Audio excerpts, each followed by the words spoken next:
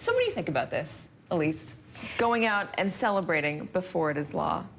Well, it's great politics. They're just trying to, message the narrative that we repealed Obamacare. And it doesn't matter what's in it, we repealed it. That was our promise. We did it. We're going forward. But they haven't yet repealed it. Well, they're trying to make everyone think that they did. And let's see how this fares in the public sphere if the, IO operation of smoke and mirrors of this being the big repeal does play with the public. But it's also that they were delivering on their promise that they would make this effort. And let's remember the political environment for House Republicans. They had the, Obamacare reform effort that was a debacle just a couple of months ago. Then they just went through a budget process that made a lot of conservatives and Republican base voters extremely unhappy.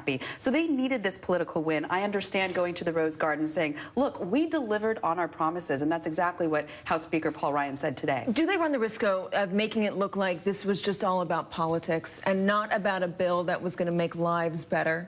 I don't think so in this case, because I've been out there in Ohio and all these different places where supporters are really wanting something, a big win, wanting to feel as though the person that was supposed to be this successful businessman, that he was going to deliver something for them. And I think that this is going to resonate for them. They feel, and I would imagine that a lot of these people already feel like this is a big step forward that people were already saying wasn't going to happen. And it really helps that people were saying for the last week that this is not going to be revived, that they're never going to get the votes. It goes into this narrative that the media and other people are against Donald Trump, but look, he's going ahead and getting something done. Well, the New York Times, using the CBO score and a number of medical associations who have analyzed this, graded it, and commented on it. Here's some things that the winners are. The winners are upper middle class people, young middle class people without pre-existing health conditions, large employers, high income earners. The losers, poor people, older Americans, people with pre-existing conditions, sick people, I mean hospitals as well. This is problematic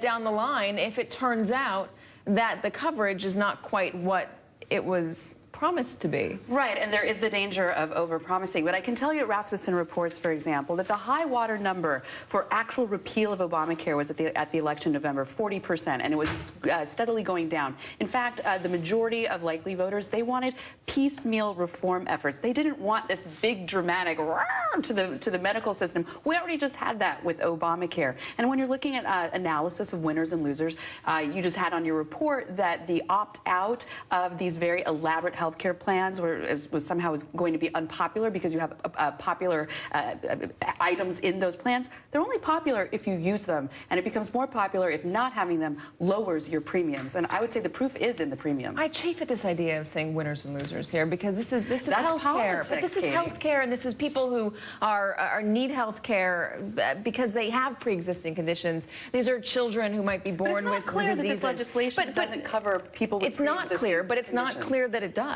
I mean, why did they not wait for a CBO score on this? Well, they didn't really have time to read the bills. I worked on Senator Rand Paul's campaign, and that was a huge applause line. He would say, I have a bill that proposes that in Congress we actually read the bills. Wasn't there supposed to be a 3-day waiting yes, period? And so this is just a classic example of they're going more, they care more about a political win than actually what's in the policy and how it's going to impact people. And they're really counting on the Senate to take the load here and to take this hot potato that they're passing along and to reform the bill and make it into something that could. So the Freedom Caucus pass. can say, here, look, we did what we said we were going to do. Moderates can say, yeah, we signed on because we got this $8 billion up-to-date amendment to it. Now, if the Senate just goes in and slashes and burns this thing, makes it much more moderate than, say, it was, maybe even starts anew, which there's some talk about that, is the House inoculating itself, saying, we did what we did. They can either blame this, they can blame the Senate now, they can say we actually took action, and then those who still stood firm and said they wouldn't support the legislation can say, hey, I didn't go for that after all. At the end of the day, it wasn't libertarians, any chance that Rand Paul signs on to any form of healthcare legislation that's not just repeal? Not in this current form, and no, and he wants repeal.